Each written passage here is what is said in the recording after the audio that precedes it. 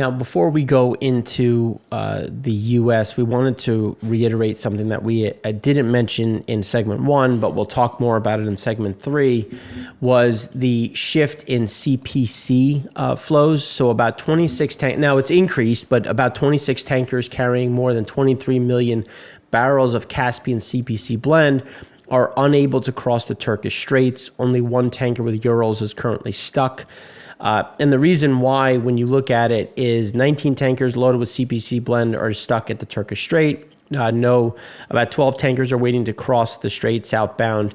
Includes about 8 tankers loaded with CPC blend and 1 with Urals. And a lot of this is coming down to proof of insurance, which is a new rule that Turkey has rolled out. So again, that is creating a bit more of a hiccup as this product tries to get into market, which also is increasing the amount of product in transit. So now when we pivot to U.S. product supplied, here you can see current demand was at 13.732 million. Last week was at 13.988. So again, still very soft. That's moving us now below the 14.5 million barrels a day on the average, which is, again, as you can see, very weak in regards to what is deemed quote unquote normal. If you wanted to look at 2017 through 2021, but obviously not including 2020, because 2020 we're still above that. We're still doing better than 2020. But when you look at the averages versus 17, 18, 19, and even 2021, we're very much on the lighter end due to the drop not only in shipping and manufacturing, which is driving the diesel side, but also on the gasoline front as work from home people are getting into more of a routine with their flexible schedules, and it gets a little bit colder out, so people don't do as much, and that keeps and limits the amount. Because as we've been saying, was that during the week, Monday to Friday, you were going to see demand drop. And then you were going to see a bigger increase on weekend driving demand. But as we move into the winter, people don't want to do as much. And then that obviously drops down what normally happens on the weekends. We've also had some inclement weather in both snow and rain in a lot of areas, which also hinders a lot of those movements. Distillate had a big build of 6.16 million. That shortened the 5-year average to shortfall to 10 million barrels. PADD1 had the biggest increase of 2.4, still well below the 5-year, the year over year, however, whatever metric you want to look at, with PADD2 and PADD3 having other sizable bids, putting it now well above the 5-year average, especially PADD3, which is a bigger issue when you think about, well, how are they going to get some of this product into the market? And then as we were talking, and we've been highlighting, imports were going to increase into the East Coast. We saw it coming. We've been talking about it. Here it is, an increase of 199,000 barrels a day coming into the East Coast, which totaled an increase of imports into the U.S. of 220,000 barrels. Now you have another product tanker coming into the market. It is now flagging Europe. So it's just going to be a matter of coming into the Atlantic Basin, and where is the best market? Do you come into the East Coast, or do you go into Europe? And then PADD3 plays into that, because they're going to continue, as long as the ARB is open, to send product going into the European theater. There was a big drop in crack spreads when you look at diesel. It was a sizable drop, and a lot of this was driven from two different pieces. One, obviously, crude prices came down, but the PADD1 was the one that was really maintaining, I should say PADD2 as well, were the two places that were really maintaining these really strong front month crack spreads.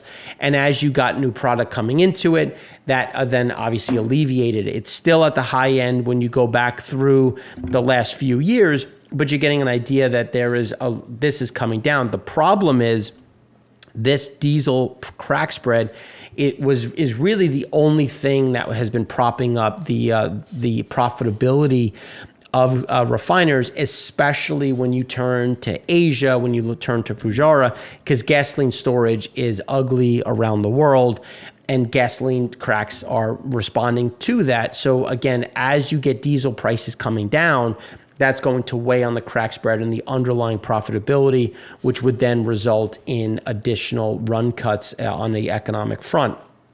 PADD1 had a sizable increase. We typically get some increases now. Again, as you consider just where some of the activity is, a lot of that is going to be weather driven. But even with the increase, we're still very short, and that's going to, and realistically, you're going to need prices to support additional flows. If prices stay too low, well, then at this point, you're going to see, okay, well, I'm going to go to the highest price market. But if other places, so even if PADD1 prices stay flat, if other places weaken, well, you still become the better market. And that's going to be the big pivot when you look at the competition between, do I go to Europe? Do I go to PADD1 or the East Coast? And realistically, can I legally do it? Because PADD3 may want to go to PADD1, the Gulf of Mexico to the East Coast, but they can't because the Jones Act vessels are prohibitive. The Colonial Pipeline doesn't make sense. And that, again, is going to weigh on how those flows balance themselves out, which is why when you look at PADD3, it's fairly elevated for this time of year. Given there were some years where it was a bit higher, but you can see there's normally builds this time of year. So the rate of change is actually fairly consistent with what we normally see. And that's a lot of that movement of draw down your crude in the PADD3, try to push more product into storage, and then move that into the markets, which is very much a seasonal as well as tax shift. Demand dropped like a rock. Typically, it falls at this point in time, so seasonally speaking, it should drop. You could just see the sheer size and depth is much deeper. We will get a bounce. It's just going to be kind of a weaker bounce. Maybe it gets back to the 5-year average or just above. There is a bit more of a cold front coming through in the back end of December, but things have warmed up, especially in areas that rely on heating oils. So that's going to, again, provide some of those headwinds, which is just being piled on because the trucking data continues to get much worse.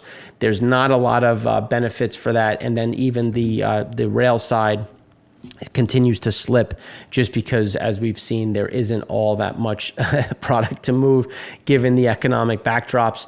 And here's where you can see that the sheer drop on the load availability. You can see that we're right back to where we were in 18, 19, 20.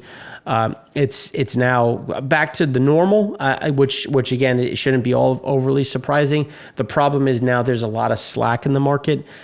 Just because a lot of things came on between the end of 2020 and right now. And that's what is now creating some of those headwinds. So, as we've talked about previously, some truckers are now, if not some of the bigger ones, are now operating on a loss just because the demand continues to diminish as you have inventories normalizing, you have sales slowing, and these are things that we covered in more detail in the Econ show. Now, when we look at rail traffic dipping, here you can see that there's total carloads down 5.4%. A lot of that is driven by chemicals, as is going to be the case because, again, petchem demand is horrendous. Crack spreads are reflecting that. We don't see a recovery in petchem in the near term. Grains and those should be fairly supported. Petro products should be fairly flat, and then the intermodal is weakening, which again is going to continue to be the case as just based on the period in time, on a seasonal basis. But it's happening faster than the previous year, and a lot of that is just because there isn't the demand, there isn't the impetus to move product due to the economic slowdown. So we don't see that really reversing anytime soon. This is what we alluded to when this is when we look at some of those flows. You can see that things are remaining to be fairly underwhelming. There is no backlog in the water. Things are moving in at a fairly steady clip at this point in time, and we don't see that changing. We still see things as underwhelming, as we've been highlighting from using some of the freight waves data as well as some of the economic data on shipping. Here's when you look at temperatures. You can see that essentially anything from the Rockies west is getting a little bit colder. Even blending a little bit before the Rockies. But just if you wanted to divide the country in half, the western half is seeing below, and then when you look at the essentially the Midwest to the East Coast, things are a bit above. But as we look out, a lot of that cold that is on the west side starts to bleed into the East Coast, and that's going to support some additional movements in natural gas as well as heating oil. But it's fairly normal what's coming through. So we're above normal, then we're going to kind of get back to normal. So not too much of a driver in the near term when you look at just underlying gas prices. They've fallen to about $5.50. I would say that that's probably a good place to, if you wanted to jump in for a trade, probably a good place to pick it up. And then on the diesel front, again, we are still very much bearish on gasoline. Diesel is going to, at this point, is going to be a bit more of playing the Mother Nature card. But gasoline, there still is a decent amount of downside at this point. Gasoline stocks going, speaking of which, had a build of 5.32 million. You can see that's only 6 million below the 5-year, and that's really only driven by PADD1 because everywhere else is either right at or above the 5-year average. PADD2 had a big build of 2.57 million. PADD3, an increase of 410,000. And when you look at the rate of change, it's moving at a seasonally normal clip, just at the top end or the higher end of those moves. So we do expect to see 1 or 2 more weeks of this kind of increase, and then we should see 1 week of it leveling off and then it increasing again into year end. And the level off is again the movement from storage into floating, into retail. The problem is blending components has gotten significantly worse, and that's something that we had been talking about because petrochemical demand has been so weak, which usually pushes more into the gasoline pool. So blending component build was at 6.62 million, which is actually 1.8 million above the 5-year. And that is also indicative that there just isn't a whole lot of demand in the gasoline front, because that's the blending side that's really important for some of these different movements, which actually supports another sizable build as we go into next week. Imports staying fairly flat. There's a lot of crude in a lot of gasoline in Europe. So the question is, how much does it cost to get over here? Because it still makes sense to go from Europe into the U.S. in terms of storage, but it might not make sense in terms of price driven by where tanker rates are. So imports, we don't see changing all that much in the near term. This is looking at blending components. You can see how quickly it has closed that gap. And there's typically builds. It's just these started a bit earlier. And the reason why we said that was going to be the case is because of the weakness at the petrochemical side, which was going to result in additional builds in blending components. And obviously that was made worse by the slowing demand, or at least sluggish demand on the gasoline front. So there's less demand for blending components as there's more supply, obviously increasing where current storage is. When you look at the driving data, things got a bit worse in North America. Obviously, they have Thanksgiving now, which is factored in, but you don't see much of a bounce. And it's interesting because even though my calendar continues to get crowded for December, it seems like there's a lot of people are doing a bit more from home and avoiding. And at the same time, people are also, I guess, avoiding some of the sicknesses that have been going around. There's been flu A, there's been RSV, there's been COVID. So I think that's also kept people at bay. Europe actually been fairly strong with Asia Pacific holding in fairly normal at this point. The problem is China. China has gotten significantly worse. It will bounce a bit, but we don't see it improving. And it's going to be interesting, and we actually go through this in great detail in segment 5 of the Econ Show. It's going to be difficult to see because consumers local governments are seeing this gigantic shift from the CCP on zero COVID policy. But how do we open? How do we reopen? And then there's going to be a big spike in Omicron and COVID variants. So that's, again, going to hinder where do we go? Do we not go? Do we get stuck? Because the last thing the citizens want to do is get stuck in areas. So that's going to weigh on them. Additionally, So we don't see a lot of activity coming out of China, which is going to put more product on the water, which we'll talk about in segment 3.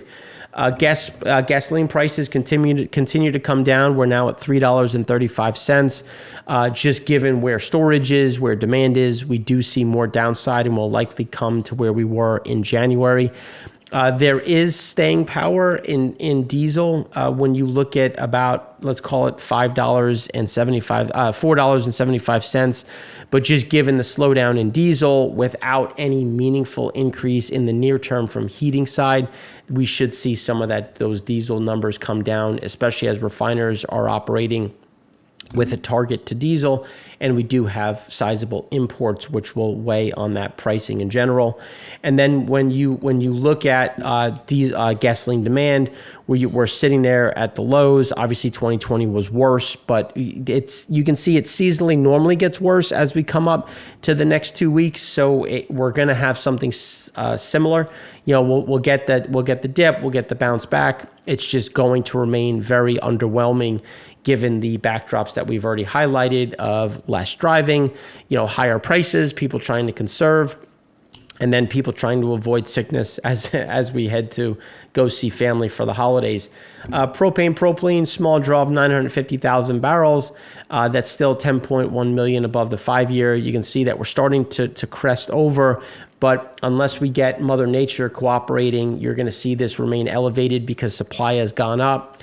Petrochemical demand isn't there, so local U.S. demand has slowed while exports remain robust. We don't see exports stopping, especially given how prices have come down, which is going to keep our product very much competitive into the international markets. Jet fuel, big increase in storage of 1.7 million, right at the 5-year average. And then you could see that there was a big drop in demand, which falls right in our wheelhouse with exactly how we've been calling it.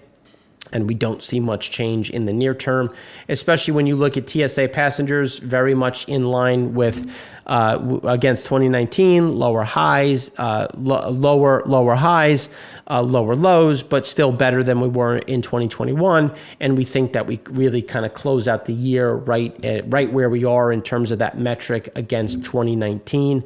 And then when you look at passenger data, 12 weeks ahead is 0.96% lower than it was last week. And we don't see that adjusting too much. The number of passenger flights over the week of November 29th to December 5th dropped by 1.2% week on week. So still seeing those reduced levels on the flying side, which we don't see changing. And then on the open table front, when you look at restaurants, you can see things have slowed down a bit. In the U.S., a lot of that is driven based on, obviously, cost. When we start talking about the math behind how much it costs to eat out, you also had, obviously, Thanksgiving, and then people are waiting to get back into the swing of things. But now you have outdoor dining, which has gone, slowed down. Indoor dining is the only option in some areas.